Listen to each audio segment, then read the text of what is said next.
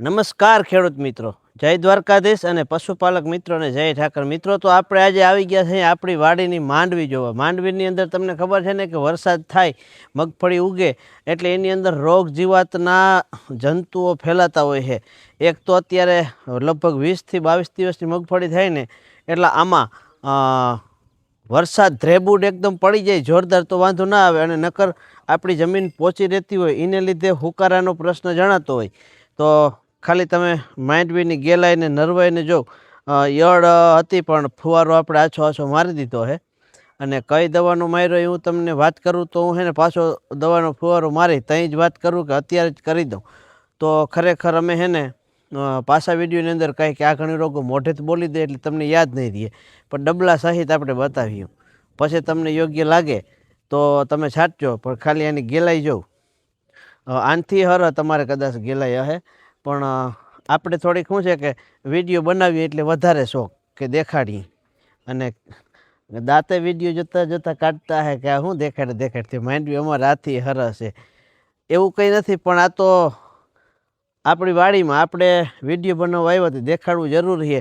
અને આજકાલ ખરેખર જે પેસ્ટિસાઇડ આવે છે કે આપણે મનુષ્યની દવા આવે છે, આમાં દગા વધી ગયા છે કે ભાઈ ડબલામાં કીએ હું નીકળે હું.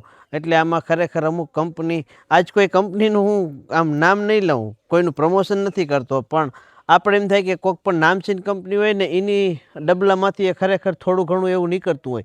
પણ આપણે જાણી જોઈ અને થોડોક એ પીવાતી તો નથી કે સખાતી એ નથી કે હાલો ભાઈ આને સાખી તો ખબર પડી જાય. પણ એ રામ ભરું હોય આપણું કામકાજ હાલે છે, અને રામ ભરું હોય હાલે ને તમને ખબર છે ને એને ભગવાન વાંધો આવવા જ દેતો નથી. તો આજના વિષયની માથે આપણે એવી વાત કરવાની છે કે આ વર્ષની અંદર મગફળી વાવણી કરી અને ખરેખર ખડની દવા અમે ઇન્સ્ટાગ્રામમાં કદાચ એડવર્ટાઇઝ કરતા હોય એટલે તમને એમ થતું હોય કે આ છાંટતા જાય, પણ આ વર્ષે હજી ખડની દવા છાંટી નથી અને છાંટવી પડે એમ નથી. જોઉં તો તમે પાટલા બધા હાયરું ક્લિયર દેખાય છે, હાથીડા ફરી ગયા છે અને નેદી પણ નાખ્યું છે. ખરેખર એક દવા ઓલો ભાઈ મેં એક વિડીયો મૂક્યો તો એની અંદર આપણે કીધું હતું કે ભાઈ લગભગ તમે ધારો ને કે 20% ઉત્પાદન ઓછું આવે આપણે દવા મારીને એટલે. અને દવા માર્યા પછી થોડીક એની અવરી ઇફેક્ટ થાય એટલે આપણે એને પાછી રિકવરી કરવા માટે વૃદ્ધિનું કંઈક પણ લઈ આવીને છાંટતા, એટલે ખર્ચા માથે ખર્ચો. અને ખરેખર હું તો એમ કહું કે આ મારો વિડીયો જોઈ છે ને જે ખેતી નથી કરતા એ અમારા ખેડૂતની કદર કરજો. કેમ કે તમે 3 ટાઈમ જમો છો ને એ અહીંથી જ ઉત્પન્ન થઈને આવે છે. ને આની અંદર કારી મજૂરી, ટાઢ, તડકો, વરસાદ અને માથે જતાં થાંભલાવાળાનું હવે વળી નવું નીકળ્યું ગેસની પાઇપલાઇન. ખરેખર અમારા જામખંભાળિયાની આજુબાજુ જે આરાધના ધામ છે એ બાજુ ગેસની પાઇપલાઇનનો મુદ્દો એવો ઉઠ્યો છે કે અત્યારે માંડવી ઊભી છે. એક તો માંડ થોડા પાણી હોયથી ઓરવા હોય, અમારે અહીં વાવણી જેવો વરસાદે નથી. થોડો વરસાદ છે એમાં વાવી ગયા હતા અખતરા કરીને. હવે એ માંડવી માથે ફૂલ ડોઝર ફેરવી અને ગધડીના લાઈન નાખે છે. એનું બાપ જરવાતું નહીં હોય એ નથી કે મોહેમ નીકળી જાય ત્યાં સુધી જાળવી. કોઈ નાખવાની ના નથી પાડતા કે ભાઈ તમે સિઝન પૂરી થવા દો પછી નાખજો, પણ ખરેખર કંપનીવાળા હરામી થોડાક થઈ ગયા છે. કેમ કે સરકાર એના ઢારી તણાઈ છે, એ લોકો એને આપતા હે કંઈક પણ જોતું હોય, અને અમે ખેડૂત લોકો નથી આપતા એટલે અમારું કોઈ સાંભળતું નથી. પણ સાંભળે નહીં તો કંઈ નહીં, લાપડાની પાડની વારી વળી 2 ટીપા વરસાદના પડીએ ને એટલે પાછા અમે તો કોરવાના જ છીએ. કેમ કે એ સિવાય હવે ક્યાંય રહ્યું નથી, ગમે એ બાજુ જાઓ ખેડૂતનો જ વારો કાઢે. અને ખાસ જણાવવાનું એ છે કે ભાઈ ખડ તમારે કોઈને વાડીની અંદર ભેલાઈ ગયું હોય તો ખરેખર તમે બનતા સુધી ના છાંટતા દવા. છાંટવાનું હું તમને કહું છું, પણ અતિના પ્રમાણમાં થઈ ગયું હોય કે વરસાદ મંડાઈ રહ્યો છે અને મજૂર જડતા નથી, આવી પરિસ્થિતિની અંદર હોય તો છાંટવી જરૂરી છે. આપણે બને ત્યાં સુધી કંપનીની વસ્તુ ઓછી કરી નાખ્યું ને એટલે આ ફેડા પાઇપલાઇનનું નાખવા બંધ થઈ જાય.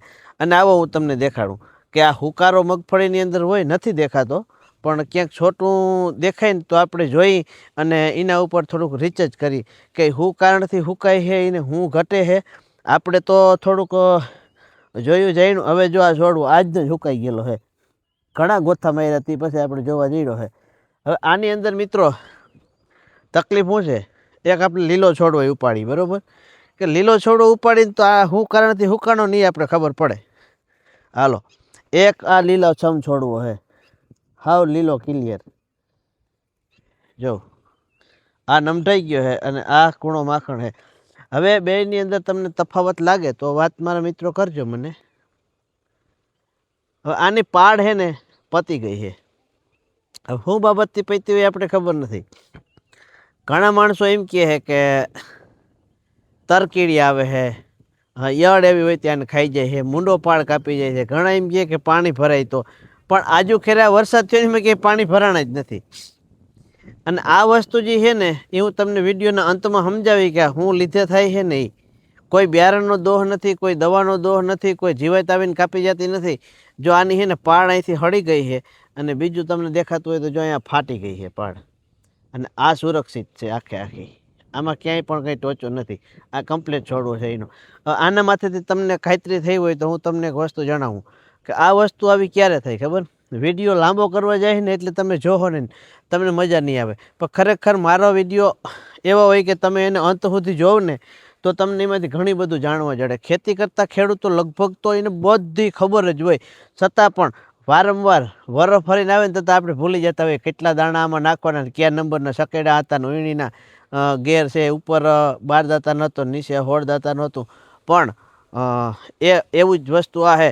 પણ હું તમને કહું કે જો આ વસ્તુ કોઈ એમ કહે કે અમે અટકાવી દઈએ તો એ વસ્તુને આપણે માનતા નથી અને અટકાવી શકીએ.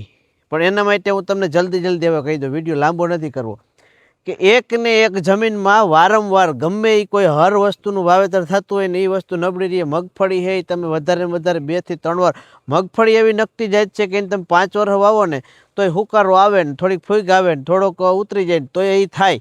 પણ ખરેખર ઉપર 2 થી 3 વર્ષ વાવીએ ને ચોથે વર્ષે તમે પાકની ફેરબદલી કરતા જાઓ. તમારે જમીનની અંદર 50% ખાતર નાખ્યો ને તો એ પણ હાલીએ. કેમ કે આ પાકને જે જોતું હોય પોષણ આની લઈ લીધું હોય 3 વર્ષમાં અને પછી આપણે વાવી થઈ એટલે આને જોતું હોય જડે નહીં ને એને લીધે છોડવો મૂંઝરાઈ જાય છે. આનું કોઈ એવું નથી. આપણે ટ્રાય કરી લીધેલ છે. 1 વર્ષ મગફળી નથી વાવી અને બીજે વર્ષ વાવી એટલે હુકારો આવ્યો પણ નહોતો. અને અહીંયા જે આ ટકરાની અંદર હુકારો નથી દેખાતો ને એનું કારણ એક જ છે કે આની અંદર મગફળીની સિઝન લઈ લીધા પછી કોઈ પણ વસ્તુ આની અંદર અમે વાવતા નથી. અહીંયા અમે ખની રાખી હે કોરી કે આપણે ટ્રેક્ટરના હાથીડા છોડવા થાય, કોઈ પ્રસંગ કરવો હોય તો માંડવા ખોડવા થાય. અને તમને દેખાડું મારી વાડીની અંદર પણ હુકારો છે, જ્યાં માંડવી અચૂક 3 વર્ષથી વવાય નહીં. જો મગફળીની વાવવાની અમારે વારંવાર શરૂઆત થઈ ગઈ. હવે તમે જોજો હુકારો અહીંયા કેટલા છોડવા છે એ તમારી નજરમાં દેખાશે. અહીંથી રેગ્યુલર એમની મગફળી આ 4થું કે 5મું વર્ષ આવે, સામે પણ હુકારો છે. તો આ રીતના હુકારાના છોડવા છે અને તમને બધેમાં એક જ હરખી પાડું દેખાતી હોય હળી ગયેલી. હવે જાજે પલે આપણે ડેમો જોવા જવો નથી તો આનું એક જ સોલ્યુશન છે કે તમે પાક ફેરબદલી કરો અને ખરેખર સમૃદ્ધિ લાવો. આની અંદર તમે દવા છાંટ્યો તો સમૃદ્ધિ નહીં આવે અને ગાયનું ખિસ્સામાં કાતર લાગીએ. તો આવજો. જય દ્વારકાધીશ અને હર હર મહાદેવ.